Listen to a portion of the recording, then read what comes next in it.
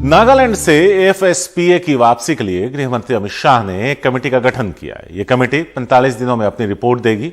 नागालैंड के मोन जिले में गलत पहचान को लेकर सुरक्षा बलों की फायरिंग में 14 निर्दोष लोगों की मौत हो गई थी, जिसके बाद से एएफएसपीए की वापसी की मांग की जा रही है।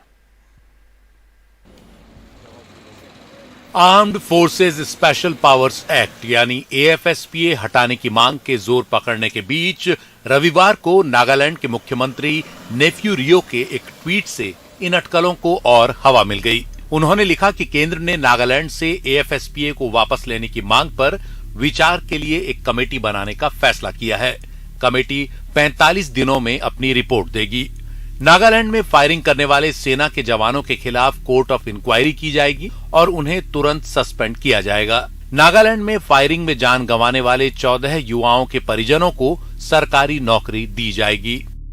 माना जा रहा है कि ये फैसले केंद्रीय गृह मंत्री अमित शाह की नागालैंड के मुख्यमंत्री नेफ्यू रियो, उप मुख्यमंत्री यांगथुंगो पैटर्न, राज्य के पूर्व मुख्यमंत्री टीआर जिलियांग और असम के मुख्यमंत्री हिमंत बिस्वा शर्मा के साथ 23 दिसंबर को दिल्ली में हुई बैठक के बाद लिए गए।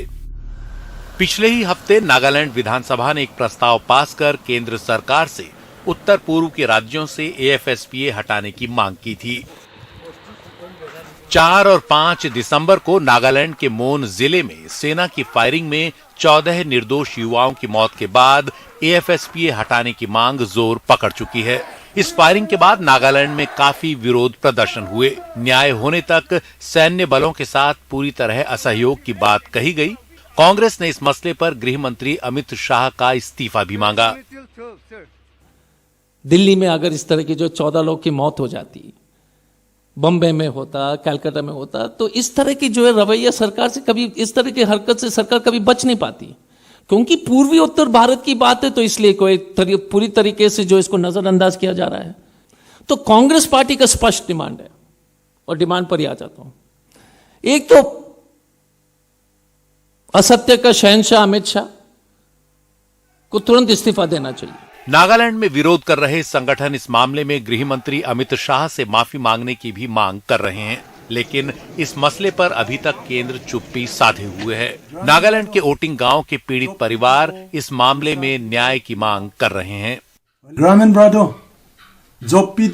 सरकार ने मुआवजे का प्रस्ताव दिया, अब वो नौकरी का प्रस्ताव दे रहे हैं, लेकिन इस सब से हमारा बेटा वापस नहीं मिलेगा, गांव को उसके युवा वापस नहीं मिलेंगे। हम चाहते हैं सरकार इस मामले में स्पष्टता बरते और हमें बताए कि हमारे बच्चे क्यों मारे गए।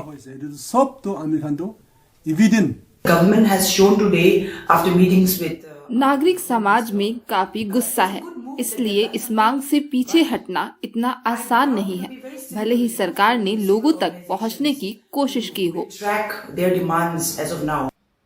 एएफएसपीए हटाने की मांग पर केंद्र सरकार की ओर से विचार का प्रस्ताव एक स्वागत योग्य कदम है। अब देखना यह है कि विरोध करने वाले संगठन सेना के जवानों के खिलाफ सामान्य कोर्ट में केस चलाने और गृह मंत्री से माफी की मांग की अपनी मांगों से कितना पीछे हटते हैं। दिल्ली से नीता शर्मा के साथ गुवाहाटी से रत्नदीप चौधरी की रिपोर्ट, एनडीटीवी इंडिया। सिक्किम में भारी बर्फबारी हो रही है। इसकी वजह से यहां की चांगू झील के पास कई पर्यटक फंस गए, जिसके बाद सेना ने बचाव अभियान शुरू किया। अधिकारियों ने जानकारी देते हुए बताया कि सेना ने उन्हें रात में अपने शिविर में रहने की जगह भी दी। यो ओडालामा चाहिँ गाडी फसेर बिजोग छ।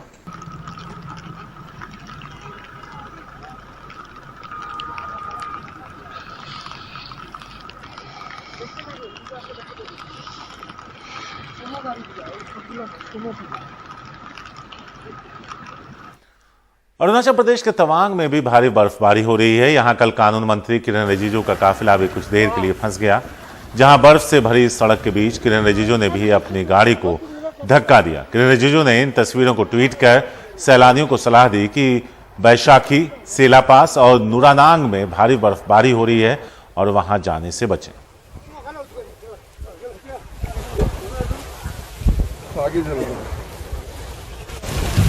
अभी फ्रेश गिर रहा है, पुल के पास गया हम लोग। जी सर, फ्रेश नहीं गिरने से तो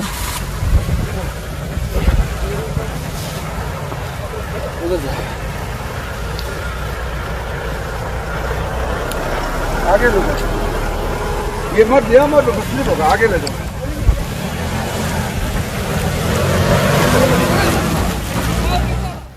जम्मू कश्मीर के पुंछ जिले में मौजूद मुगल रोड को बंद कर दिया गया है।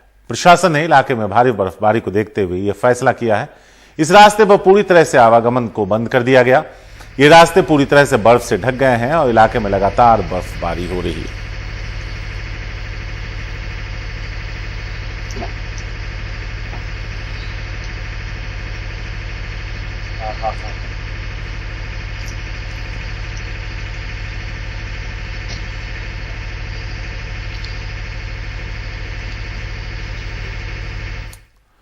जम्मू कश्मीर में उधमपुर के लट्टी इलाके में ताजा बर्फबारी हुई। यह बर्फबारी इतनी ज्यादा थी कि सारा इलाका बर्फ से ढक गया और ठंड बढ़ गई।